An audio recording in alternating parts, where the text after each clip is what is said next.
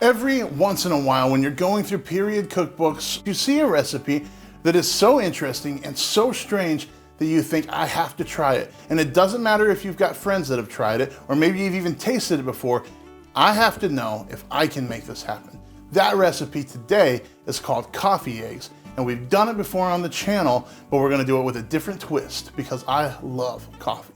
So if any of you remember that recipe from way back in the day, it is not visually appealing. It's a strange recipe, and you wonder why these things sound so strange going together. Because listen, most of us have had coffee and eggs together. I do, regularly for breakfast. But the idea of taking those two ingredients, mixing them together, and throwing them in the oven to see what comes out, that's strange. And it doesn't sound like it's gonna taste good, but it is creating it's just kind of a little custard, and it's a treat. Now, John hated this recipe. He didn't dislike it enough to say this is terrible, but he's usually looking for what he does like in something. Now, I thought it was quite good and a really fun idea. And since then, I've gotten a lot more into coffee, and I've learned a lot more about coffee, especially in the time period. So it just makes me want to go back and try it again. Before we get too far into talking about the details of the recipe, let's go ahead and read it. Now, this is from Claremont's book from 1769, and it's called Professed Cook. It's a French cookbook that's been translated into English, and it was done so back in the 18th century. Now, it gives us really great context about French cooking in that time period, and we get to read that in the English language, so it's super beneficial. Coffee eggs, or with coffee. Make some good strong coffee, let it rest to clear as usual, and sweeten it with sugar according to discretion. Beat up 6 yolks of eggs with about 4 cups of coffee, and sift it. Pour this into little molds in the form of eggs, or of any other. Do not fill them quite, and bake in a mild oven or a Dutch one, or with a braising pan cover between 2 fires. They are made after this manner, in the shape of any fruits or birds, if you have proper molds, either of copper or china, etc., etc. The major twist, I guess, in doing this recipe again is that I like coffee, and I work in coffee. I own a coffee roastery, and I spend a lot of time learning about coffee. And so we can talk a little bit about what tastes might come out depending on what coffee you're using, although it's kind of difficult in the historic context because they were really only roasting coffee in one way, and that was dark. And if you look at the beans here, they're like glistening with oils because that was an indicator for people in the time period that their coffee was done. Now, in a modern sense, if you want to make this recipe at home, which I encourage you to do, you could use a light roast. And what's going to happen is you're going to have more acidic and maybe even fruitier notes in that. You'll still have your normal chocolate that you can get in coffee, and maybe even some nuttiness depending on what you're using, but you're not going to get a whole lot of bitterness if you use a lighter roast of coffee. Now, today, we're going to use coffee that they would have in the time period.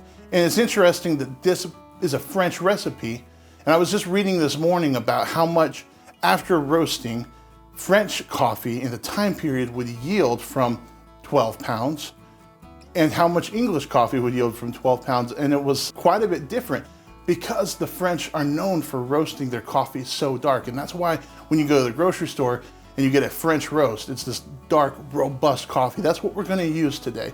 Last time we did this recipe, we used a much lighter coffee, and I wanna see what's going on there. The first thing we wanna do to make coffee eggs is we wanna get our yolks and our whites separated. We want 6 yolks, and we're gonna whisk those up. The next thing we're gonna do is pour out some hot coffee into a mug, about 12 ounces. I know it says 4 cups, but we don't know what they're talking about with cups there. And if you go with 8-ounce cups, it's just way too much coffee. So 12 ounces seems to be about the right amount here.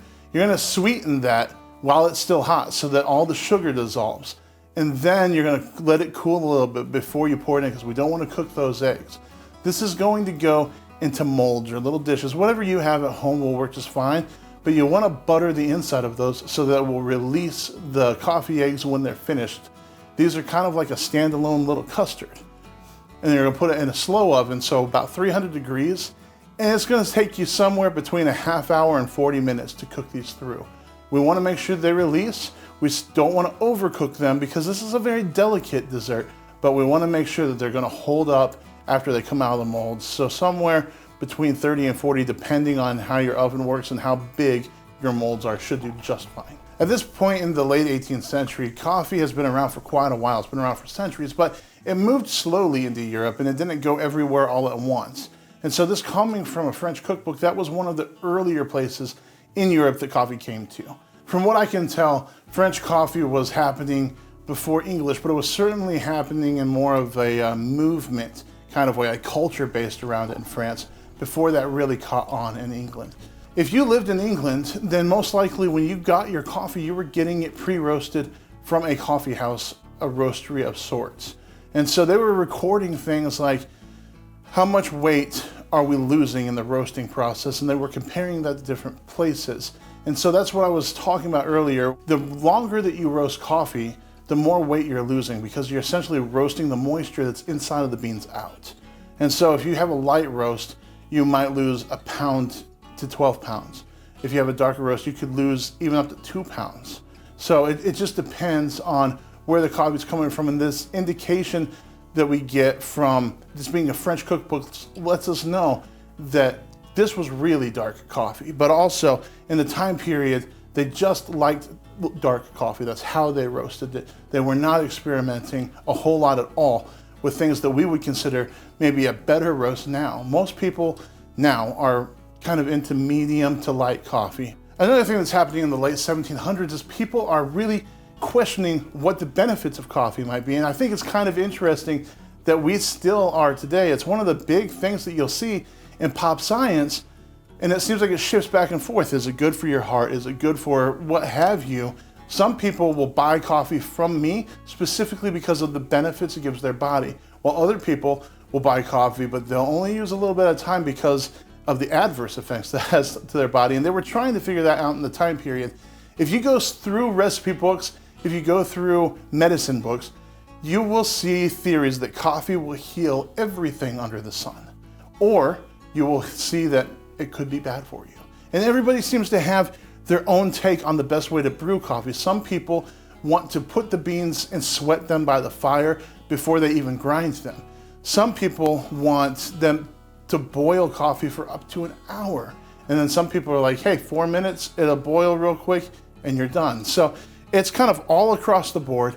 Everybody has their recipe, their way that they make it. And I think that we see a lot of that today too. There are a lot of people that have a very specific ritual that goes with their coffee, and that's kind of what helps them even get into the day, which is one of the things that I think is really nice and kind of beautiful about making coffee.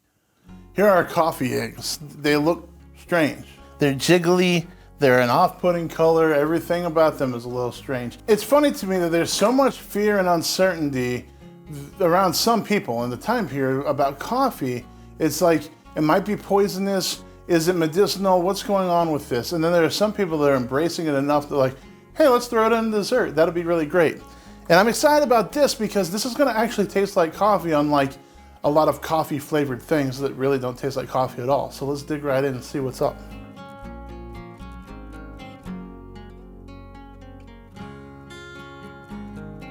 I love this. I love this. It's so fun. It's just fun. I probably should add a little bit more sugar. But it's like, it just is so light. I mean, look at it. It just wants to break apart. Yet on the plate, it's not threatening to. It's not like, oh, be careful. But it eats so light. It's purely a treat. There's not a whole lot of substance here. It's just a fun little treat that you should make at home. It's good. It's just strange. It's so strange all the way around. It wants to almost melt as soon as it touches your mouth. It's crazy. It's light, it's fluffy, it's delicious. Give it a shot.